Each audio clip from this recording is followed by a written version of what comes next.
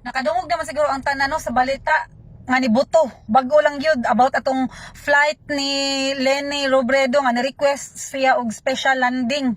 Nya kaning kuan, Captain Van Ranoa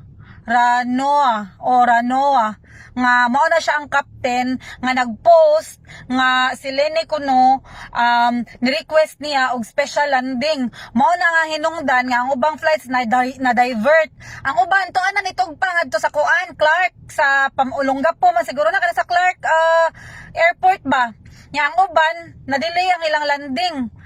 Ang kanimang god dili ani na lang ni sa sugod manggod sa una kabaw mo ba sa una ingon ani okay man naaman na siya ko anjud kanang special landing, special priority ng kalayaan flights, meaning kanang mga presidential airplane ba nya ang kuan ang kana siya nga privilege makuha na siya sa I think sa president, sa VP ug sa Senate president.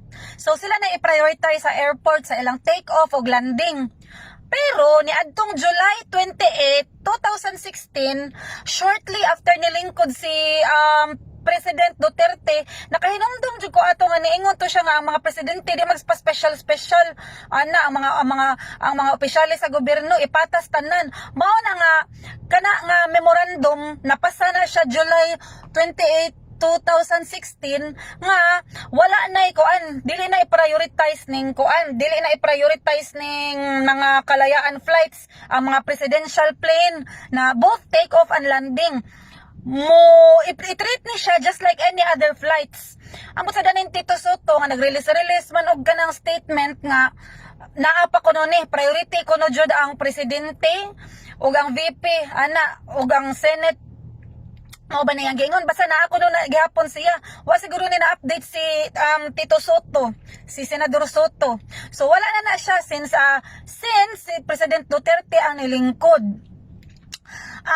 Kamo mo to o mo atong storyahan ni Van Ranoa para nako no na siya sayop kay kana siya manggod as a pilot and as empleyado sa Cebu Pacific. Since empleyado siya dira, kailangan gid siya mo comply og i-respect niya ang company policy and kana nag-appeal ana ang ilahang internal confidentiality. So any aktibidades within sa iyang oras nga nag-duty siya sa iyang pagkapiloto, unsa man gay nang mga important dira na mga information, di gyud ta nakaguwa. Nagsugod man gyud ni iyang surok sa ulo sa nakakita siya sa picture nga ni-circulate ni VP Lenny na kanang namlansya sa kanang kuan, namlansya sa kanang tuga sa iyang anak, nisakay og economy flight padung sa New York. Mayngon ana gud niya. Siguro nainit iyang ulo, nagpost siya nga kanang murag nakuan siya ba nga nganong kanang naglagot siya sa gipaportray nga unsa siya ka simple nga tao nga in fact sa siya ni sakay ni si VP Lenny sa iyang flight nagpa-special ni request og special na landing, priority landing. Nainit lang gyud pudto siguro iyang ulo, mao na nga nabuhat to niya nga sala. Para nako sayop gyud siya ato kay nag-violate man gyud sila sa ilahang company policy kuno policy. So, nabuang na kun sayop na policy nakakuan siya naka-violate siya. Although kitang mga tao naatay freedom mo express sa ato ang opinion. Sakto man pud naman ta. But lang ingon ana man gud appeal man gud sa imong gipirmahan sa imong kontrata sa imong employment, meaning ni pirma ka naa ka dira mo agree sa mo abide ka sa ilahang internal policies, kanilang siguro ang iyahang na violate. But kung moingon ka baka kon siya, I don't think baka kon siya.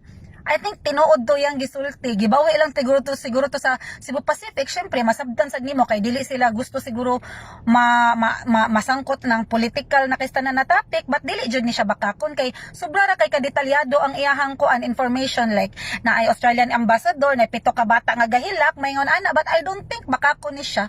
I don't think bakakon gyud ni siya. Siguro gibawi na sila.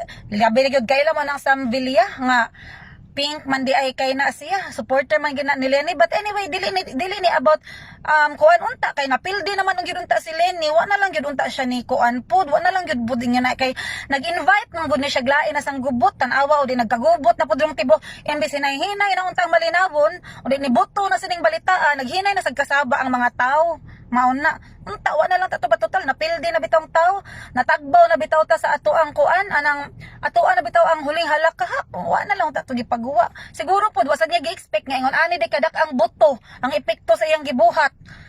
Mao na masayop man yung tao, ba't kani siya dini siya mabawi ag lisensya kay naara na siya disciplinary action sa Cebu Pacific, but sa CAAP sa Civil Aviation Authority of the Philippines dini siya makuha ag lisensya kay kuha na naglisensya kung ma-at-risk ang safety sa tanang passengers ug crew on board, dili na siya makuha ag lisensya. Ang worst mahitabo niya makuhaan siya trabaho unya wala nay airline nga modawat niya tungod aning iyang skandalo karon.